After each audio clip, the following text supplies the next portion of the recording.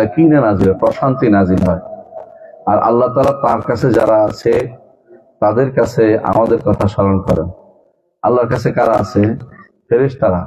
এই ফেরেশতাদের কাছে তিনি আমাদের কথা আলোচনা করেন।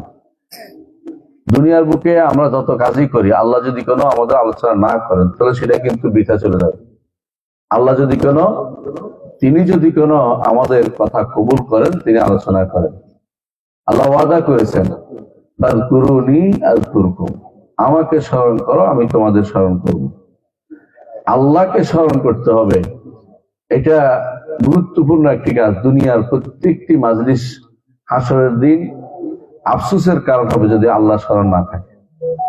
এটা রাসূলুল্লাহ সাল্লাল্লাহু আলাইহি ওয়াসাল্লাম বলেছেন, যদি কেউ বসছে ওখানে কিন্তু আল্লাহ স্মরণ ছিল না, তাহলে বেহুদা বসা, আফসোসের কারণে হাসরের দিন। কিন্তু আলহামদুলিল্লাহ আমাদের এই বসাটা পুরোটাই হচ্ছে আল্লাহকে স্মরণ করার জন্য বসা। আলহামদুলিল্লাহ আমরা জিকির করি, ওই জিকিরটা যে জিকিরটা আল্লাহ কোরআন এবং তার রাসূল তার হাদিসে বলেছেন, এর বাইরে নিজের বানানো কোনো জিকির আমরা করি না। আমরা ওই জিকিরটা করি যে জিকিরটা আল্লাহ তাআলা পছন্দ করেন। আমাদের জিকিরগুলি হচ্ছে, জিকির অর্থ হচ্ছে আল্লাহকে স্মরণ করা। এখানে বসে আল্লাহকে স্মরণ করি, আল্লাহর কথা শুনি, আল্লাহ রসুলের কথা শুনি, কোরআনের কথা শুনি, ইসলামের কথা মানি, এগুলি হচ্ছে আমাদের জন্য স্মরণ। এই স্মরণটাই রাসূলুল্লাহ সাল্লাল্লাহু আলাইহি ওয়াসাল্লাম চেয়েছেন। সারাদিন যদি আপনি কোরআন তেলাওয়াত করেন কিন্তু কোরআনের বিপরীতে আমল করেন, তাহলে কিন্তু কোনো লাভ নাই। কথা বুঝছেন কিনা? আল্লাহ তাআলা কোরআনে কারীম বলেছেন যে তোমরা ইহুদিদের সম্পর্কে বলেছেন, এরা কি করে? এরা গাধার মতো, আল্লাহ উদাহরণ যে গাধার মতো, ইয়াহমিলু আসফারা, অনেক কিছু পিঠের উপর বহন করে কিন্তু কিছুই বুঝে না। আমরা কোরআন পাঠ করি কিন্তু কোরআনের অর্থ বুঝি না বলেই হেদায়েত নিতে পারি না। এই মজলিসগুলো আমাদেরকে কোরআন সম্পর্কে জানাবে, আয়াত সম্পর্কে জানাবে, আল্লাহর আয়াত সম্পর্কে, হাদিস সম্পর্কে জানাবে। এই জন্য এই মজলিসগুলো আমাদের জন্য হেদায়েতের জায়গা, যেখান থেকে ইনশাআল্লাহ আমরা হেদায়েত লাভ করতে পারবো ইনশাআল্লাহ। এই মজলিসে যারা বসেছেন এখন আমাকে ভালোবেসে বসেছেন। আমাদের আব্দুল মজিদ ছিল একটু আগে, তাকে ভালোবেসে আপনারা বসছেন। এই ভালোবাসাটা হচ্ছে আল্লাহর জন্য ভালোবাসা। আল্লাহর জন্য যে ভালোবাসা হবে এটা একাল ওকাল থাকবে, বুঝছেন কিনা? এখানে ভালোবাসছেন, পরকালে ফল পাবেন। আমার নবী বলেছেন, যারা পরস্পর আল্লাহর জন্য ভালোবেসেছে তারা হাসরের দিন নূরের মিম্বরের উপর থাকবে। নূরের মিম্বরের উপর থাকবে। নূরের মিম্বর কিরকম যে আল্লাহ জানে। নূরের মিম্বর, তার উপরে মানুষ থাকবে। নূরের মিম্বর, তার উপরে মানুষ থাকবে। কত বড় মিম্বর আর কত বড় জায়গা যেখানে আল্লাহ তাআলা মানুষদেরকে রাখবেন সেদিন। এটা ওই ব্যক্তিদেরকে দিবেন যারা আল্লাহর জন্য একে অপরকে ভালোবাসছে। তো আল্লাহর জন্য যারা ভালোবাসবে এটা কোনোদিন বৃথা যাবে না, এটা কাজে লাগবে। আমরা যারা এখানে বসে আছি শীতের মধ্যে এত রাত পর্যন্ত শুধুমাত্র আল্লাহর জন্য ভালোবাসছি একে অপরকে, এটা ইনশাআল্লাহ আখিরাত পর্যন্ত যাবে। দুইটা জিনিস আছে, একটা হচ্ছে আল্লাহর জন্য ভালোবাসা, একটা আল্লাহর সাথে কাউকে ভালোবাসা। আল্লাহর জন্য ভালোবাসা, যেমন আপনি এই যে দান করছেন, আল্লাহকে ভালোবাসে দান করছেন। ইন্নামা নুতঈমুকুম লিওয়াজহিল্লাহ লা নুরিদু মিনকুম জাযাআন ওয়ালা শুকুরা। আল্লাহ তাআলা বলছেন যে এরা যখন খাওয়ায়, এরা যখন দান করে, তখন আল্লাহর চেহারা দেখার জন্য। লা নুরিদু মিনকুম জাযাআন ওয়ালা শুকুরা, আমরা কোনো প্রতিদান চাই না, শুকরিয়া চাই না।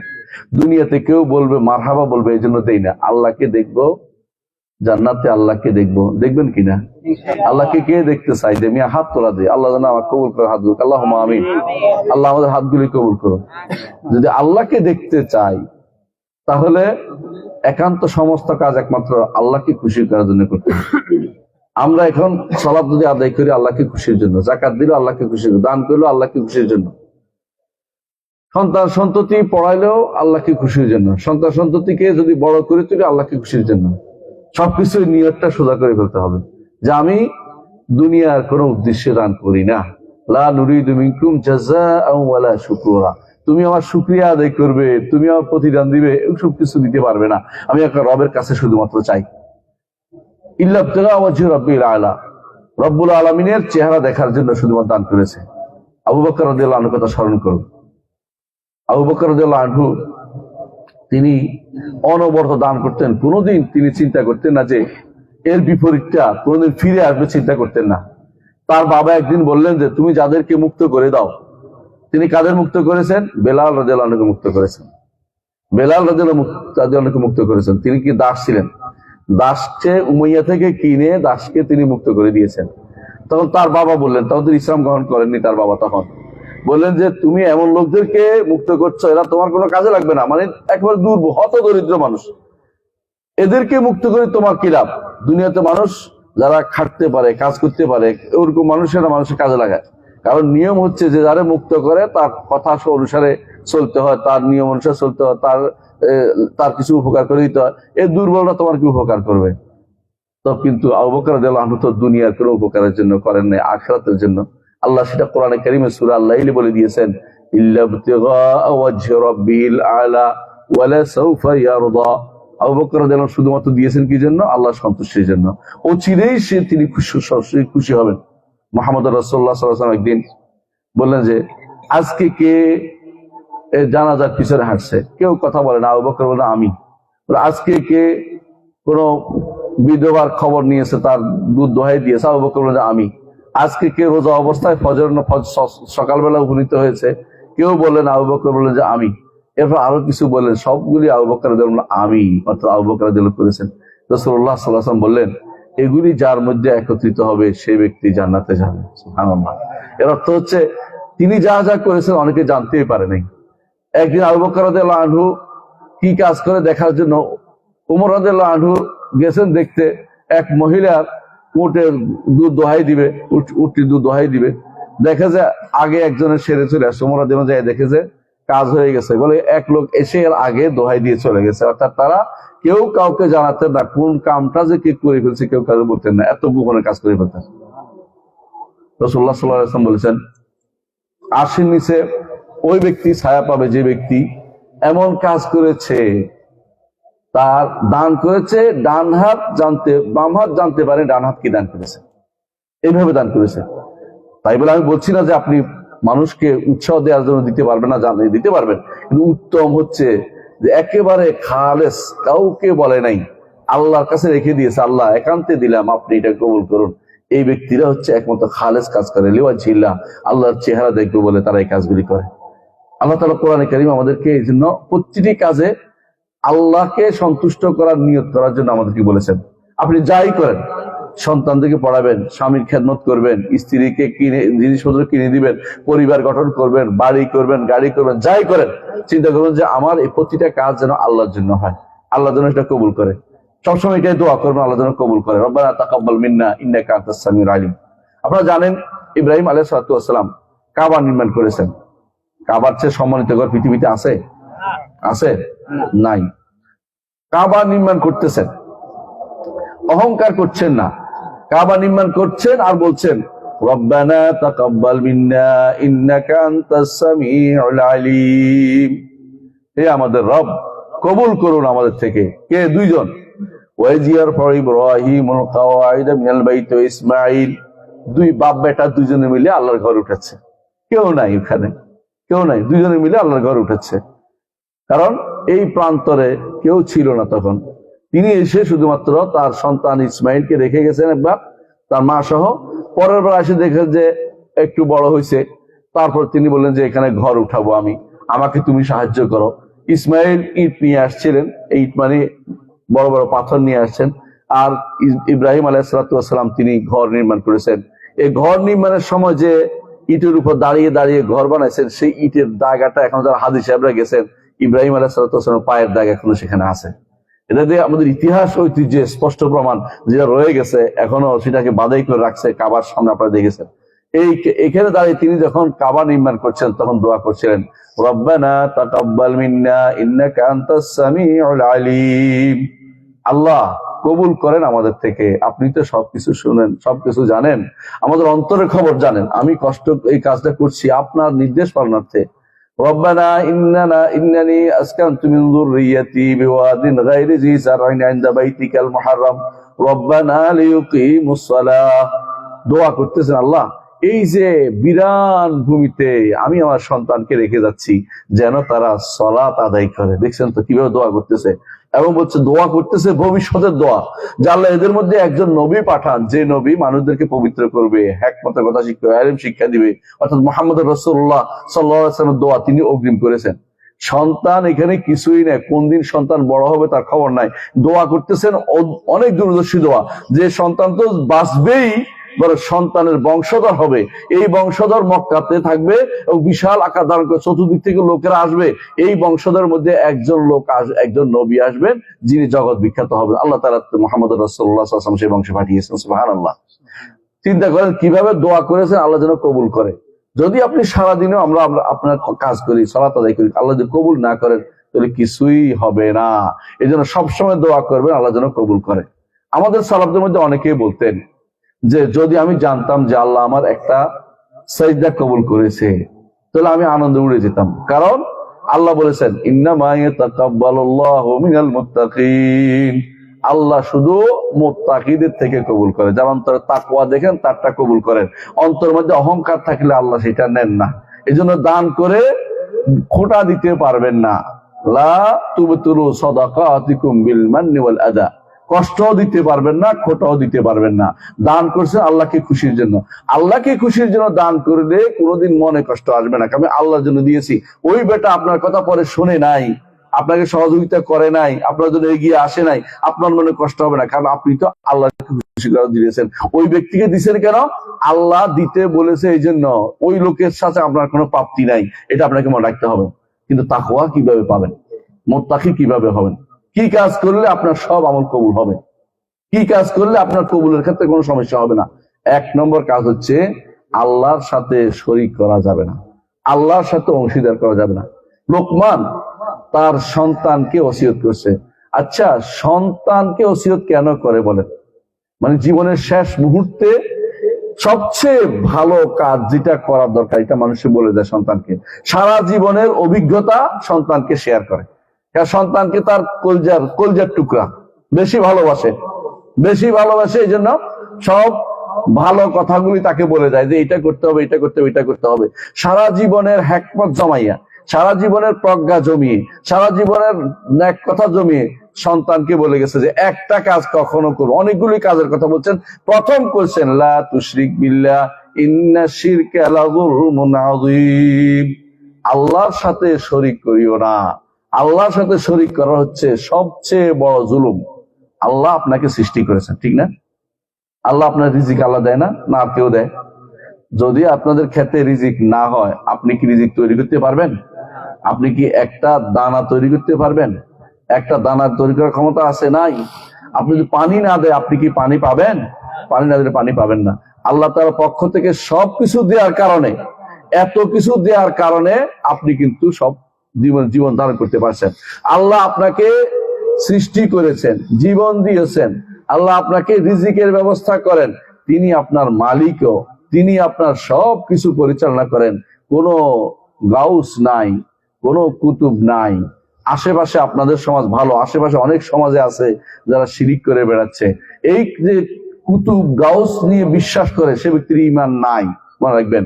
কারণ আল্লাহ ছাড়া জগতের কেউ কিছু পরিচালনা করে না, এটা বিশ্বাস করতে হবে।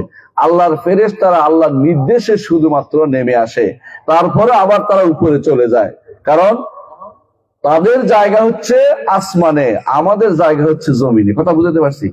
ফেরেশতারা কোথায় থাকে? আসমানে, আর আমরা থাকি জমিনে। দুনিয়াতে তারা আসে আবার উপরে চলে যায়। কখন আসে? লাইলাতুল কদরে একেবারে ঘন হয়ে নামে, লাইলাতুল কদরে ঘন হয়ে নামে। আবার লাইলাতুল বরাতে নামে। বিশ্বাস করি না, বরাতে আসলে কিছু হয় না। লাইলাতুল বরাত নামে আসলে কোনো কিছু আসে নাই। আমাদের সমাজে একটা মিথ্যাচার চলছে, সেটা কি? লাইলাতুল বরাত, বরাত শব্দ ফার্সি শব্দ, বরাত যদি আরবি করা হয় তো কদর।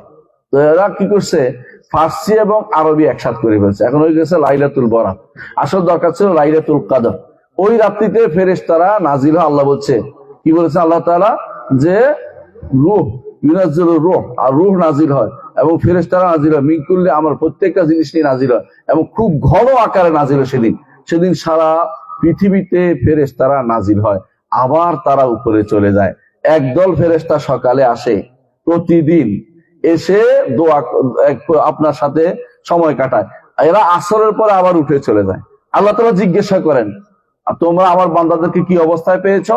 বলছে, গিয়েছিলাম তারা সালাত আদায় করছে, আসছি তারা সালাত আদায় করছে। আল্লাহ তাআলা তখন বলেন, উশহিদুকুম আন্নী ক্বাদ গফারতু লাকুম, তোমাদেরকে সাক্ষী রেখে বলছি আমি তাদেরকে ক্ষমা করে দিলাম। আল্লাহু আকবার। বুঝছেন তো? আপনি যদি ফজর এবং আসর যদি ঠিক জামাতে পড়তে পারেন তাহলে বুঝবেন যে ফেরেশতারা শরীক হচ্ছে। কারণ আল্লাহ তাআলা কোরআনে কারীম বলছেন, ইন্না কুরআনাল ফাজরি কানা মাশহুদা, ফজরের সময় যে কোরআন পাঠ হয় এই সময় ফেরেশতারা হাজির হয়ে যায় এবং তারা উঠে যায় আমলনামা আল্লাহর কাছে দিয়ে আমল পেশ করে। এর অর্থ হচ্ছে আপনি যে অবস্থায় আছেন এই অবস্থা কিন্তু আল্লাহর কাছে আল্লাহ জানেন, তারপরেও ফেরেশতারা যায় পেশ করে। আল্লাহ সব জানেন, তারপরেও আল্লাহ তারা সাক্ষী বানাতে চান। আল্লাহ চান যেন তার বান্দাদের জিনিস দিয়ে, যারা যে ইবাদত করে এটা দিয়ে তার ফেরেশতাদের কাছে তিনি গর্ব করবেন। যদি বলবেন যে আমার বান্দারা দেখো, আমার বান্দারা কি করছে, ইবাদত করতেছে। তোমরা তো বলেছিলে দুনিয়ার বুকে এরা ফিতনা করবে, ফাসাদ করবে, দুনিয়ার বুকে হত্যা করবে একে অপরকে, দেখো এরা কিন্তু ইবাদত করছে। আল্লাহ তাআলা পছন্দ করেন, তিনি গর্বকারী, কারণ গর্ব তার ভূষণ। আর তিনি অহংকার করেন কারণ অহংকার তার হচ্ছে চাদর। যদি কেউ দুইটা নিয়ে টানাটানি করে আল্লাহ তাকে শাস্তি দিবেন। মুহাম্মদ রাসূলুল্লাহ সাল্লাল্লাহু আলাইহি ওয়াসাল্লাম বলেছেন, আল্লাহ তাআলা হাদিসে কুদসিতে বলেছেন। সুতরাং আল্লাহ তাআলা তিনি করতে পারেন। যখন বান্দা ভালো কাজ করে আল্লাহ তাদের নিয়ে গর্ব করে। আপনারা জানেন যে রাসূলুল্লাহ সাল্লাল্লাহু আলাইহি ওয়াসাল্লাম বলেছেন, যখন আরাফার মাঠে হাজী সাহেবরা থাকেন, হাজী সাহেবরা আছেন নাকি এখানে? 2-4 জন আছেন না? আরাফার মাঠে যখন হাজী সাহেবরা থাকে আল্লাহ তাআলা তখন আরাফার মাঠে, আরাফার বিকাল বেলা তিনি নিকটতম আসমানে নেমে আসেন। কিভাবে নেমে আসেন আমরা জানি না, কিন্তু বলতে নেমে আসেন বলতে হবে। নেমে আসেন, নেমে এসে তিনি বলতেন ফেরেশতাদেরকে বলেন যে এরা কি চায়, মা ইরিদু হাউলা, এরা কি চায়, মানে এরা বুঝছেন কি জানেন, তিনি জানেন কি চায়, কিন্তু এটা দিয়ে তিনি গর্ব করেন। আমার বান্দারা কিভাবে আসছে, ধুলি মলিন অবস্থায় আসছে, কোনো কাপড় নাই, মাথা খালি, এই অবস্থায় আমাকে শুধু বলছে লা ইলাহা ইল্লাল্লাহু ওয়াহদাহু লা শারীকা লাহু লাহুল মুলকু ওয়া লাহুল হামদু ওয়া হুয়া আলা কুল্লি শাইইন কাদির। এই অবস্থায় আসছে, যে অবস্থায় আপনি বুঝতে পারেন যে এই অবস্থা একেবারে ফকির বেশ। যে ব্যক্তি বহু পয়সাওয়ালা তারও 2 পোশাক, যে ব্যক্তি গরিব তারও 2 পোশাক, যে 2 পোশাকের অধিক 3 পোশাক পরার অনুমতি কারো নাই। এই অবস্থায় আসছে আল্লাহর কাছে যে আমি ফকির, আমি শুধু ফকির, আপনার দরবারে হাজিরা দিতে এসেছি, লাব্বাইক আল্লাহুম্মা লাব্বাইক, হাজিরা দিতে এসেছি। এই অবস্থায় এসে কি ঘোষণা করতেছেন? লা ইলাহা ইল্লাল্লাহু ওয়াহদাহু লা শারীকা লাহু, আপনি ব্যতীত আর কোনো ইলাহ নেই, আপনার কোনো শরীক নেই, আপনার কোনো শরীক নেই। একমাত্র এই ঘোষণা দেওয়ার জন্য তিনি অনবরত বলছেন। মুহাম্মদুর রাসূলুল্লাহ সাল্লাল্লাহু আলাইহি ওয়াসাল্লাম বলেছেন, এই মাঠের মধ্যে, আরাফার মাঠের মধ্যে আমি এবং আমার পূর্ববর্তী সমস্ত নবীরা যেই বক্তব্যটি সবচেয়ে বেশি বলেছি, সবচেয়ে গুরুত্বপূর্ণ যে কথাটি বলেছে তা হচ্ছে লা ইলাহা ইল্লাল্লাহ ওয়াহদাহু লা শারীকা লাহু লাহুল মুলকু ওয়া লাহুল হামদু ওয়া আলা কুল্লি শাইইন কাদির। দেখুন এখানেও লা শারীকা লাহু, কোনো শরীক নেই। ঈমানদারের জন্য কোনোদিন কোনো কিছুতে শরীক করে না। সে সবসময় বলে, নেয়ামত পালে বলে আল্লাহ তাআলা দিয়েছে, আলহামদুলিল্লাহ, বলে না অমুকে দিছে অমুকে দিছে, অথবা অমুকের প্রশংসায় পঞ্চমুখ হয়ে যায় না, বলে আল্লাহ দিছে, অমুকে আমার কাজের জন্য সহযোগিতা করেছে, আল্লাহ তাকেও সহযোগিতা করেছে আমার জন্য কাজটা করার জন্য, নইলে সেও আমার কাজ করতে পারতো না। আল্লাহ তাকে মঞ্জুর করেছে আমার কাজটা করে দেওয়ার জন্য। সব মানুষ করতে পারে, সহযোগিতা করতে পারে না আল্লাহ যতক্ষণ মঞ্জুর না করে। আপনারা জানেন ইবনে আব্বাস রাদিয়াল্লাহু আনহু, তিনি রাসূলুল্লাহ সাল্লাল্লাহু আলাইহি ওয়াসাল্লাম বাহনের পিছনে বসা ছিলেন, 10 বছরের একটা বাচ্চা। রাসূলুল্লাহ সাল্লাল্লাহু আলাইহি ওয়াসাল্লাম তাকে বলেছেন যে দুনিয়ার সমস্ত মানুষ যদি একত্রিত হয় তোমার কোনো উপকার করতে, আল্লাহ যদি মঞ্জুর না করে সে উপকার তোমার কেউ করতে পারবে না। আর দুনিয়ার সমস্ত মানুষ তোমার ক্ষতি করতে চাচ্ছে, আল্লাহ মঞ্জুর করে না, ক্ষতি করতে পারবে না। প্রিয় ভাইরা, আমাদের সমাজে আজ যে জিনিসগুলি সবচেয়ে বেশি চেয়ে গেছে তা হচ্ছে কি জানেন? তাবিজ। অনেক জায়গা দেখবেন, মনে করে আপনারা তো জিনে পাইছে, কি গায়েব জানে, আপনারা তো এই কালো জাদু করছে, এই গায়েব জানে, মিথ্যা কথা বলে। অনেক সময় বলে আপনারা তো এইটা হয়েছে, কি গায়েব জানে, মিথ্যা কথা বলে। অনেক কিছুই ধরন দিয়ে বলতে পারে। একটা জিনিস হচ্ছে আমার মনে এটা হইতে পারে, কোরআন হাদিস পড়েন, আপনি ঝাড়ফুঁক নেন, জায়েজ আছে, এটা করেন, কিন্তু এটা না করে দেখবেন যে আপনার পিছনে আপনাকে এটা হয়েছে 10 জনে ধরছে, 12 জনে ধরছে। এই মিথ্যা একটা সংবাদ দিয়ে পুরো আপনার পরিবারটাকে একেবারে হেনস্থা করে ছেড়ে দিয়েছে। কিছু কিছু তথাকথিত কিছু গুণিন বলে এদেরকে, আবার কেউ কেউ এদেরকে বলা হয় রাকি বলে, কিন্তু এরা নামকেও আসতে রুকিয়া নাম দিয়ে কি করেছে, প্রচুর পরিমাণে ব্যবসার সামগ্রী চালু করে দিয়েছে। এগুলি থেকেও আমাদের সাবধান থাকতে হবে। অনেকে আছে এর মধ্যে তাবিজ চালু করে দিয়েছে, অনেকে আছে এরপর বানর একটা নিয়ে গনায়। বানর দেখছেন কিনা? আমি নিজে দেখছি। একবার আমি যাচ্ছিলাম গাজীপুরে এক রাস্তা দিয়ে, ঘটনা হচ্ছে রিক্সায় ছিল, আমি রিক্সায় বসাছিলাম। তো রিক্সায় উঠার কারণে উপর থেকে দেখা যাচ্ছে মহিলারা জটলা ভেঙে আছে। তো আমি চিন্তা করলাম মহিলা জটলা ভাগালো কি করে, কিন্তু কি জটলার কি আছে? উপর থেকে দেখা যাচ্ছে বানর দিয়ে বলতেছে আমার এটা হবে কিনা ওইটা হবে। বানরে একবার এই কাঠি ধরে একবার এই কাঠি ধরে, হবে না, মানে বানর যেন গায়েব যায়। নাউজুবিল্লাহ। যে ব্যক্তি এটা বিশ্বাস করবে সে তো সঙ্গে সঙ্গে কাফের হয়ে গেছে। তার জীবনে কোনো কিছু আর বাকি নাই। জাহান্নামে যাওয়ার জন্য শুধু মরা দেরি, যদি না তওবা করে মরে যায়। তওবা করলে আল্লাহ জান্নাত সবকিছু মাফ করবেন। তওবা না করে যদি এই অবস্থায় বিশ্বাস করে যায় যে বানরে কিছু জানে, অথবা টিয়া পাখি কিছু জানে, অথবা এমনকি জিনও যদি গায়েব জানে, মনে করে সে ব্যক্তি কি কাফের, সে ব্যক্তি মুশরিক। মুহাম্মদুর রাসূলুল্লাহ সাল্লাল্লাহু আলাইহি ওয়াসাল্লাম গায়েব জানতেন না? মুহাম্মদুর রাসূলুল্লাহ সাল্লাল্লাহু আলাইহি ওয়াসাল্লাম গায়েব জানতেন না? আল্লাহ তাআলা কোরআনে কারীম বলেছেন তার নবীকে বলতে, কুল ইন্নী লা আ'লামুল গায়ব, বলুন আমি গায়েব জানি না। লাউ কুনতু আ'লামুল গায়ব লাস্তাকসারতু মিনাল খায়রি, যদি আমি গায়েব জানতাম বেশি বেশি কাজ করতে পারতাম। আমি গায়েব জানি না। মুহাম্মদুর রাসূলুল্লাহ সাল্লাল্লাহু আলাইহি ওয়াসাল্লাম গায়েব জানেন। তাহলে মানুষগুলো অগ্রিম কথা কেমনে বলে? যেটা আল্লাহ তাআলা যে কাউকে রোগ দেয়, ব্যাধি দেয়, তিনি কেন দিয়েছেন তিনি জানেন। আপনি ধৈর্য ধারণ করবেন, রোগে ওষুধ খাবেন, ভালো হওয়ার চেষ্টা করবেন। যে ওষুধ খাবেন, বলতে পারেন যে ওষুধের উপর নির্ভর করতে পারবেন না। ওষুধ খাইতে আমার নবী বলেছে এই জন্য খাবেন। ওষুধের উপর নির্ভর করলে আপনার শিরিক হয়ে যাবে। নির্ভর করবেন আল্লাহর উপরে, যে আল্লাহ ওষুধের কারণে ভালো করবে। কারণ ওষুধটা ডাক্তার বলছে যে এই রোগের একটা কি আছে, প্রতিশোধ এখানে আছে। কিন্তু যদি কোনো আপনাকে তাবিজ একটা দেয়, তাবিজের মধ্যে প্রতিশোধের কথা কি আল্লাহ বলছে? কোরআন মানুষের ডাক্তার বলছে? তো আপনি কেন নিবেন? এটা কথা বলছেন কিনা? যে এই জিনিসের মধ্যে প্রতিষেধকের কথা নাই, কোরআনও নাই, এবং মানুষের দুনিয়ার পরীক্ষিত কোন ল্যাবরেটরিতে পরীক্ষা করে আসে নাই, সেই জিনিস ব্যবহার করলে শিরিক হয়ে যাবে। তো এই যে জগতের বুকে সবচেয়ে ভয়াবহ যে জিনিসটা আছে, সবচেয়ে বেশি ভয়াবহ, এটা হচ্ছে কি? শিরিক করা। আল্লাহর সাথে যদি কেউ শিরিক করে, তার কোনো কিছু প্রাপ্তি নাই, তারা সারা জীবনে সবকিছু ধ্বংস আর ধ্বংস। কারণ দুনিয়া যা করেছে সব বরবাদ হয়ে গেছে। ওয়াকাদিমনা ইলা মা আমিলু মিন আমালিন ফাজআলনাহু হাবাআম মানসুরা, তারা যে সমস্ত কাজ করেছে এগুলিকে আমি অগ্রসর হয়ে বিক্ষিপ্ত ধূলিকণায় রূপান্তরিত করবো। আল্লাহ বলছে কেন? তারা শিরিক করেছে। শিরিক করলে আল্লাহ তাআলা কোরআনে বলছেন ওয়াইন্নাহু মান ইউশরিক বিল্লাহ ফাকাদ হারামাল্লাহু আলাইহিল জান্নাহ, আল্লাহ তার জন্য জান্নাতকে হারাম করে দিয়েছেন। ওয়া মাওয়াহুন নার, তার ঠিকানা হবে জাহান্নাম। এই জন্য শিরকের ব্যাপারে কঠিন ভাবে শক্ত থাকতে হবে। এখন একটা শিরিক আপনি শুনছেন যে আল্লাহ আমাদের স্রষ্টা, কেউ আল্লাহকে স্রষ্টা সবাই মানে। আরবের মুশরিকরা আল্লাহকে স্রষ্টা মানতো, আল্লাহ তাআলাই শুধুমাত্র ভালো মন্দ করতে পারে এটাও মানতো। তো তারা মূর্তিরে কেন মানতো? মূর্তিরে মানতো যে এরা সুপারিশ করবে, আল্লাহর কাছে পৌঁছে দিবে। আজও এই যে আশেপাশে আপনাদের অনেকগুলো কবরের কথা আমি শুনেছি, মাজারের কথা শুনেছি। যদি মাজার আর কবরের কাছে কেউ যায়, কেন যায় বলেন তো? আল্লাহকে বলে দিবে, এটার জন্য যায়। বিশ্বাস করেন, যারা আজ অনেকেই গেছে মাজারের কাছে কি জন্য? পাশ করতে পরীক্ষা, অথবা মাজারের কাছে গেছে কোনো কিছু থেকে পাশ করতে, কোনো কিছু উপকার হইতে, ব্যবসা উন্নতি করতে। বিশ্বাস করুন, শিরিক করেছে। যে কেউ যদি বলে যে সরাসরি চায় মাজারওয়ালা যারা দেয়, তাও শিরিক। আর যদি আল্লাহকে বলে দেন, তাও শিরিক।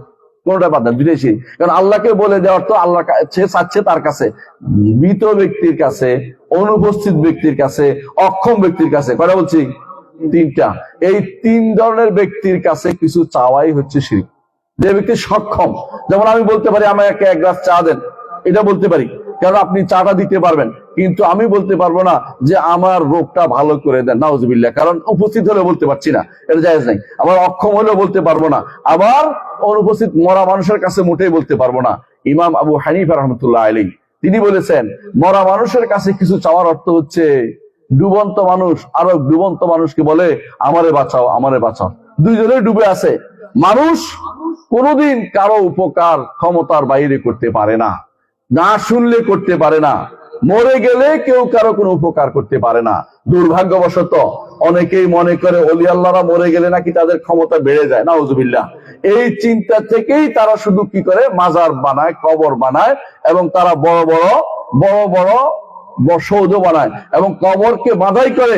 অথচ মুহাম্মদ রাসূলুল্লাহ সাল্লাল্লাহু আলাইহি ওয়াসাল্লাম বলেছেন, নাহা রাসূলুল্লাহ ইউজাসাল কবর, কবর বাধাই করতে নিষেধ করেছেন। ওয়া ইউবনা আলাই, কবর উপর ঘর তুলতে নিষেধ করেছেন। ওয়া ইউক্তাবা আলাই, কবর উপর নাম লিখতে নিষেধ করেছেন। এবং তিনি আলী রাদিয়াল্লাহু আনহুকে পাঠিয়েছেন যত উঁচু কবর আছে সব সমান করে দিতে। এবং তিনি বলেছেন 1 বিঘতের উপরে কবর উঁচু করা যাবে না, কবর 1 বিঘত উঁচু করা যাবে, যেন বোঝা যায় যে এটা কবর। কবর বাধাই করা নিষেধ, কবরস্থান থাকতে পারে বাধাই, কিন্তু একটা কবর বাধাই করা যাবে না। অথচ আমাদের ভাইরা অনেকে পয়সাওয়ালা হলে বাবার কবরটা বাধাই করে। এটা তো শরীয়ত বলে নাই। শরীয়ত বলছে কবরের পয়সাওয়ালা হলে আল্লাহর কাছে আপনি বাবার জন্য কিছু দান করেন, মসজিদে দান করেন, অথবা মাদ্রাসায় দান করেন, এতিমখানায় দান করেন, গরিবদের দান করেন, তাদেরকে খাওয়ান, জায়েজ আছে। কিন্তু ঘটা করে নয়, কোনো পর্ব করে নয়, কোনো এই জাতীয় কোনো অনুষ্ঠান করে নয়, মেজবানি খাওয়াবেন এটা নয়, বরং আল্লাহর রাস্তায় কেউ দেখা নয়, বরং আল্লাহকে খুশি করার জন্য দান করবেন। এইটাই হচ্ছে যেন আপনি বুঝেন যে একমাত্র আল্লাহকে খুশি করা আমার জীবনের উদ্দেশ্য হবে। আল্লাহ তাআলা কি বলেছেন? কুল ইন্না সলাতি ওয়া নুসুকি ওয়া মাহইয়ায়া ওয়া মামাতি লিল্লাহি রাব্বিল আলামিন।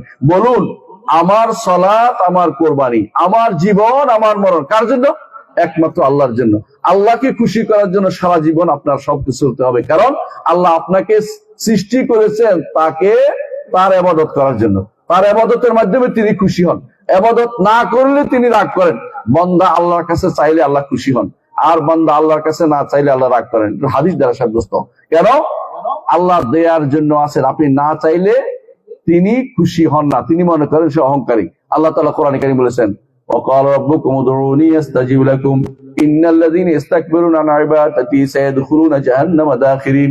আল্লাহ তাআলা বলছেন, وقال ربكم, তোমাদের রব বলছেন, উদউনি আস্তাজিব লাকুম, আমাকে ডাকো আমি তোমাদের ডাকে সাড়া দিব।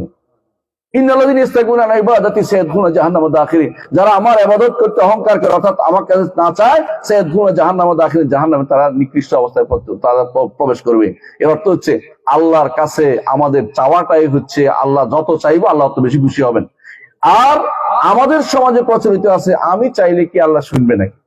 নাউযুবিল্লাহ। আমি চাইলে আল্লাহ শুনবে, আল্লাহ দিবেন। আল্লাহ তাআলা বলছেন কোরআনে কারীমে, ওয়াইজা সালাকা ইবাদি আন্নী ফাইন্নী করিব উজিবু দাওয়াতাদ দাঈ ইযা দান। আমার বান্দা যখন আমার সম্পর্কে জিজ্ঞাসা করে, আপনি বলেন যে আমি নিকটে, যখনই আমার কাছে চাইবে তখনই আমি তাকে দিব, শুনবো। অর্থাৎ তার ডাকে সাড়া দেওয়ার জন্য তিনি নিকটে, তিনি আরশের উপর থেকেও আপনার নিকটে, কারণ তিনি আপনার ডাক শুনতে পান। তিনি তার থেকে কোনো কিছু দূরে নয়, একেবারে মাটির নিচে যেটা আছে সেটাও তার থেকে কাছে, কারণ তিনি বড় সত্তা, আর এগুলি সবই ক্ষুদ্র সত্তা। ক্ষুদ্র সত্তাগুলি বড় সত্তার সবচেয়ে কাছেই থাকে, এগুলি দূরে যেতে পারে না। সুতরাং তিনি আরশের উপর থেকে আপনার নিকটে, আপনি মুখ থেকে বলতে দেরি, আল্লাহ তাআলা শুনতে দেরি হয় না। আল্লাহ তাআলা কোনো কিছু এত শত শত আওয়াজের মাঝে তার আল্লাহর কাছে চাইলে আল্লাহর কোনো অসুবিধা হয় না। একসাথে আমরা সবাই আল্লাহর কাছে চাই না? সালাতের মধ্যে কি চাই? আলহামদুলিল্লাহি রাব্বিল আলামিন আর রহমানির রহিম মালিকি ইয়াউমিদ্দিন। সবাই বলে, পৃথিবীর বহু মানুষ বলছে একসাথে। আল্লাহ তাআলা কারো শব্দ শুনতে কোনো অসুবিধা হয় না। আমরা কি করি? একজন থামেন, আমি ওর কথা শুনি। আল্লাহ তাআলা একসাথে সবার কথা শুনতে পান। কারো শব্দ কারোর জন্য তার অসুবিধা হয় না। আপনি শুধু আল্লাহর কাছে চাইবেন, তিনি খুশি হবেন। তার কাছে শুধু চাইবেন, এটাই ইবাদত হবে। তার কাছে চাইলে ইবাদত, না চাইলে আপনি অহংকারী বিবেচিত হবেন। এই জন্য আল্লাহর কাছে চাইবেন, যখনই চাইবেন আল্লাহর কাছে চাইবেন। ইজা সাআলতা ফাসআলিল্লাহ ওয়া ইজা ইসতাআনতা ফাসতাইন বিল্লাহ। যখন আপনি চাইবেন আল্লাহর কাছে চাইবেন, যখন আল্লাহর সাহায্য চাইবেন কোনো কিছুর জন্য আল্লাহর কাছে চাইবেন। দুনিয়ার কেউ আপনার কোনো কিছু আল্লাহ মঞ্জুর না করলে দিতে পারবে না। এই আল্লাহর কাছে চাইবেন, আল্লাহ ব্যবস্থা করে দিবেন। আল্লাহ ব্যবস্থা করে দিবেন। কাকে কিভাবে আপনার জন্য মঞ্জুর করাবেন আল্লাহ তাআলা জানেন। আপনি শুধু আল্লাহর কাছে, আল্লাহ আপনি ব্যবস্থা করে দেন। অনেক মানুষ আছে বিপদে পড়ে আছে, সেজদায় পড়ে গেছে, আল্লাহ তাআলা এমন ব্যবস্থা করে দিয়েছে আপনি কল্পনা করতে পারবেন না। ঠিক একই টাইমে আল্লাহ তাআলা অন্য মানুষকে দিয়ে তার ব্যবস্থার কাজটা করে দিয়েছে।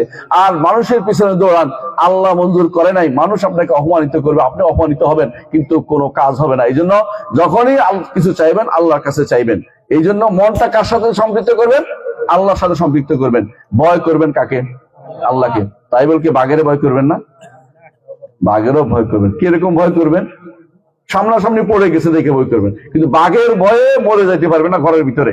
কিন্তু আল্লাহর ভয়ে, মানে যেটা সামনাসামনি ভয় দেখাচ্ছে কেউ অস্ত্র দিয়ে, এই ভয় পাইতেই পারে, এটা সমস্যা নেই। কিন্তু অন্তরে যে ভয়টা, গোপন ভয়টা, একমাত্র আল্লাহকে করতে হবে, আর কাউকে করা যাবে না। আপনি গোপন ভয় যদি মনে করেন কবর পার দিয়ে যাওয়ার সময়, বাপ রে কত গরম কবর, এটা এই কবরে আমারে আজকে রাতে বোধহয় শেষ করে দিবে, অথবা একটা সাপ দৌড়েছে, সাপ মারার কারণে রাতের বেলা সাপে এসে আজকে আমার মেরে ফেলে, সুতরাং সাপকে খুশি করার জন্য কিছু একটা দিয়ে যায়, এইটা হচ্ছে শিরক। এটা করা যাবে না। গোপন ভয় করা যাবে না। গোপন ভয় একমাত্র কার জন্য? আল্লাহর জন্য। প্রকাশ্য সামনে কেউ লাঠি দিয়ে মার দিতে আসে, ভয় না করলে আপনি মরে যাবেন না, মরে যাবেন, তার এটা তো দৌড় দিবেন। ঠিক আশা করবেন, একান্ত আশা কার কাছে করবেন? আল্লাহর কাছে। এই আশা আর কারো কাছে করতে পারবেন না। ভরসা কার উপর করবেন? আল্লাহর উপর। দুনিয়ার কারো উপরে আপনার ভরসা থাকতে পারবে না। যদি আপনি কারো উপরে সামান্যতম ভরসা করেন, এইটাই শিরক হয়ে যাবে। জবে কার নামে করবেন? আল্লাহর নামে করবেন। দুনিয়াতে কারো নামে যদি জব হয়ে যায়, শিরক হয়ে যায়। মাজারে টাকা দিলে শিরক হয়ে যায়, কারণ মাজারওয়ালাকে খুশি করার জন্য টাকা দিচ্ছেন। সত্য কিনা? একটা টাকা দিলে আপনি মুশরিক, আপনি চিরস্থায়ী জাহান্নামী, যদি না তওবা করে আবার ফিরে আসেন। কথা বুঝছেন কিনা? আপনি যদি মনে করেন যে অমুক পুকুরের পানি, অথবা অমুক হুজুরের দৃষ্টি, অথবা এইটার কারণে আমার এইটা ভালো হয়ে যাবে, তাহলে আপনি কাফের হয়ে গেছেন, ঈমানদার থাকেননি, মুশরিক হয়ে গেছেন। কারণ এটা শুধুমাত্র আল্লাহ তাআলার, আর কেউ এটা করতে পারে না। ভালো মন্দ করার মালিক আল্লাহ তাআলা। আল্লাহ তাআলা তার নবীকে বলেছেন, কুল ইন্নী লা আমলিকু লাকুম দাররাও ওয়ালা রাশাদা, হে নবী আপনি বলে দিন, আমি তোমাদের জন্য ভালো কিংবা মন্দ করার ক্ষমতা রাখি না।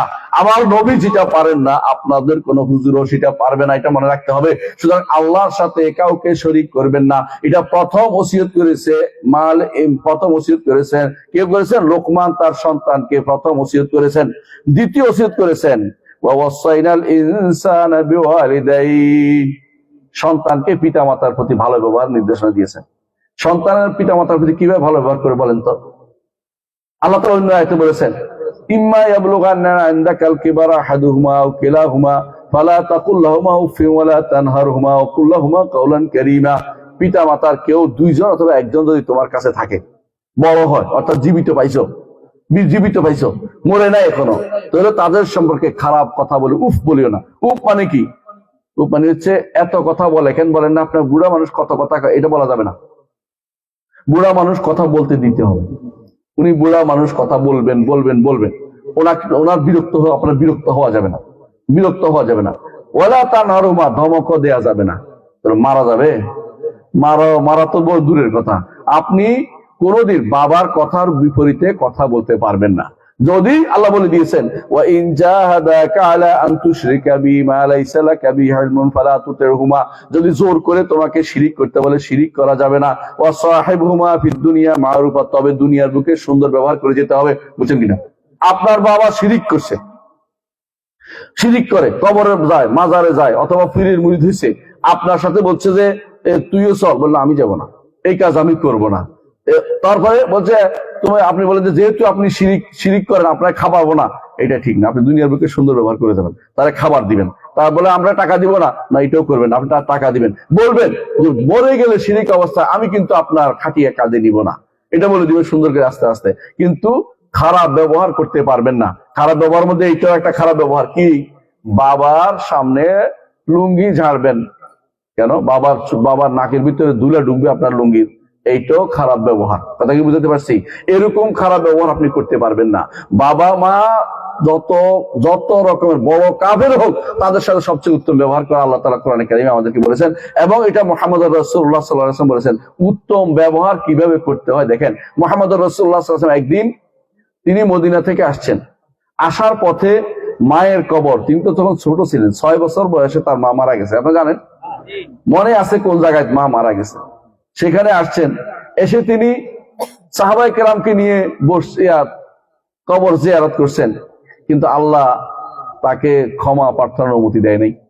তিনি কেঁদে দিলেন, আল্লাহর কাছে কাঁদলেন এবং বললেন যে আল্লাহ, তোমার মা কিন্তু ক্ষমা করো, তোমার মায়ের জন্য ক্ষমা চাইতে পারবে না, কারণ শিরিক অবস্থায় মারা গেছে, ঈমান নিয়ে মারা যায় নাই। তিনি বললেন, সহিহ মুসলিমের হাদিস, আমি কোনো নিজে বানাই নেই, সহিহ মুসলিমের হাদিস। তখন রাসূলুল্লাহ সাল্লাল্লাহু আলাইহি ওয়াসাল্লাম বললেন যে আবকা ও আবকা মান হাওলাহু, সহিহ হাদিস, তিনি নিজে কাঁদলেন, বাকা ও আবকা মান হাওলাহু, নিজে কাঁদলেন, আশেপাশে সবাই কাঁদলো। বলেন যে আল্লাহ আমাকে জিয়ারত করার অনুমতি দিয়েছে, কিন্তু ক্ষমা প্রার্থনার অনুমতি দেয় নাই। বোঝা গেল যে মায়ের জন্য তার চোখের পানি বেরিয়েছে, কাঁদছে, সবাই কাঁদছে, কিন্তু তিনি ক্ষমা প্রার্থনা করতে পারেন না শিরিক হওয়ার কারণে। কারণ আর মা যদি শিরিক ভালো ব্যবহার করেছেন, কিন্তু শিরিক করার কারণে তাকে মাফ করার ব্যবস্থাপনা তিনি নিতে পারেন নাই। আপনার বাবা যদি কোনো অবস্থায় চলে যায়, শিরিক করে, সেটা তার দুনিয়ার কারণে, দুনিয়ার ব্যবহার কম খারাপ ব্যবহার করতে পারবেন না, আখিরাতের জন্য আপনি ক্ষমা প্রার্থনা করতে পারবেন না, কারণ সে তো শিরিক অবস্থায় মারা গেছে। তাকে বুঝিয়ে বলবেন যে এই কাজ করলে শিরিক হয়, কবরে অতিরিক্ত বিশ্বাস করলে শিরিক হয়ে যায়, মাজারে অতিরিক্ত বিশ্বাস করলে শিরিক হয়ে যায়। অতিরিক্ত বিশ্বাস বুঝেন কিনা, যে কিছু না কিছু তো আছেই, কিছু তো একটা কিছু করবেই। আমাদের যে সব ভাইরা শাহজালালের মাজারে যায়, কি জন্য যায় বলেন তো?